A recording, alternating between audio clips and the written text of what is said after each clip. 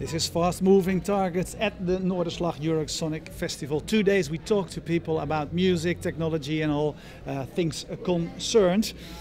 Who are you and what are you doing? So I work for Google in our public policy department on copyright issues and our relationship with the creative industries. I came to talk about Google's role in this world and to be on a panel to debate the way forward for the creative industry to have, and the music industry in specific, to have success in the digital world. Yeah, you did your presentation, and if there was one point, if you had to choose one point that you wanted to make there, what was it? The point is that there's a great deal of digital opportunity, but it will take work for us to seize it. Google has a few different efforts in this arena. We have various products which enable artists to reach new audiences around the globe, make money, market themselves, and so on. But we think more needs to be done. There's a great deal of opportunity. The internet is a growth sector for the creative industries, and we're happy to work with all parties to see a better future for this industry. Yeah. So you say things need to be done. So what do you mean then? Where are still things you say? Well, could be better for the creative industry, for example? Well, I think we know that we need more services to come online. I say Google Play recently launched Google Play, which is our content store in the Android marketplace. So if you have an Android phone or if you have a Google account, you can buy books, music, films, television programs, etc.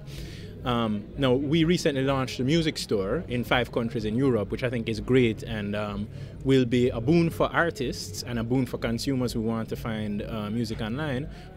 We want to do more. We want to launch in more places. Spotify was on my panel. They've obviously been a pioneer in this space. We need more Spotifys and more legal services emerging to see the best future possible for music on the internet. Yeah. So what you say about music store, isn't that the service where as an artist you can put up music and you can monetize it? Yeah, absolutely. So we have deals with major labels, with independent labels, and so we sell music, which you can download. We also offer a locker service. So if you have music on your hard drive, we can scan and match it. So we will store it in the cloud. That means that basically, whatever device you're using, you can stream all of your music, right? Your phone, your laptop, your connected TV device, whatever. And we think this will match what consumers expect today, right? They want to be able to move freely and have all their music in an instant. And that's what's great about this product.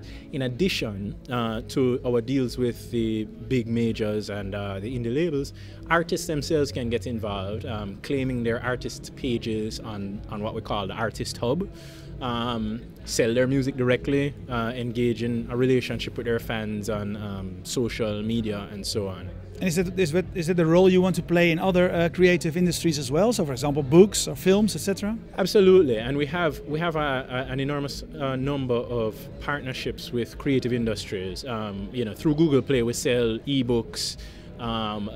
We sell and rent films and television shows, as well as magazines. So we're doing much more in this space and trying to build that portion of our business. Yeah, but is your technically it would be easy for you to give us all those opportunities, but it will be rights-wise. I assume that you choose to work with trusted partners because you want to be sure that the stuff they sell is their material, or is there another reason why you don't let me as an artist or as a writer or as a filmmaker sell the stuff? Well, in fact, you can. I mean, so if you write a book, you can sell it through the Google Play ebook store yourself. You can self-publish just as you could on other platforms. In all countries, yeah, in Holland as well. In all countries where it has already launched, and we're looking to launch in as many places as possible. And the same is true of music. Now, copyright infringement is a serious issue, and so we will we have strong practices in place for rights holders to let us know if their content has been uploaded without their permission, in which case we will remove it. We won't sell it, and we're not seeking to profit from any such material. Yeah, I spoke earlier on yesterday to what is it, Jeff Price, I think it's called, yeah, from used to be from TuneCore, and and I asked him. I said, if there's one business you would, could start now, what would it be? I said, I would focus solely on YouTube.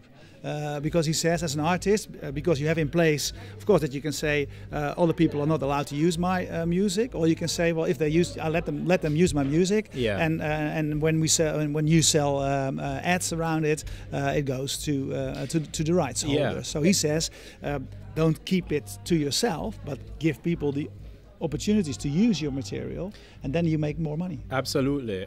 You're describing our content ID system, in which rights holders will give us reference files. So if you own music or film or television, you'll give us a reference file. We'll make a fingerprint of it, so that whenever someone uploads something to YouTube, if it is yours, we will know. Even if they've distorted it, or they've filmed it in the movie theater or whatever, we'll be able to tell, because it's quite sophisticated. And we will do what you tell us. You can tell us to block it, just don't allow them to upload it, to monetize it, to put ads against it and then share revenue, or just to leave it up there. And the majority of people want to put ads against it and make money, because it's a good way of transforming uploading without permission into a licensed act. Yeah. Okay, this is the field where you are operating. So give me an idea. What does your work day look like? Is it talking to rights holders very much of the time? It's fairly varied. It's talking to rights holders, to government officials, to discuss basically what's the best way forward to allow internet services, artists and consumers to thrive in conjunction. Yeah. If you would have to know to mention one hurdle that has to be taken, or one problem that needs to be solved, what would it be? What is the first you think about? Well, I mentioned getting more services off the ground. I think in order to do that, we have to make sure that licensing is very efficient, that it is easy for new services to start up. Google is a big company, and we have more resources available to us in order to launch a new service, to negotiate rates, to talk to all of the necessary rights holders, to sell music. But you can imagine a small, for example, Dutch startup company that doesn't have all of those resources. It will weigh much more heavily on them if it is inefficient to license. If you have an idea today for a new service that you think people will love, but it takes 2 years for that service to come to market, it might not be the time for your idea anymore. In addition to which, you may never get there because of the funds required to spend that 2 years in development. So I think it needs to be easier in order for everybody to benefit. Yeah, so do you have ideas about that? So who should take the leading role to make it easier? Or? Well, we talk to collecting societies, to record labels all the time, and we do deals with them. We have a number of deals across our products. And so we talk to them about improving the system. There is a European legislative effort on at the moment, so it's important that that comes out with a good result for efficiency of licensing. So I think public and private bodies have a role to play in this. Which band are you going to see tonight? Whoever my friends take me to. I've been discovering music I'd never heard of, but that I've subsequently loved, so I'm looking forward to it. Okay, thank you very much. Thank you. All right.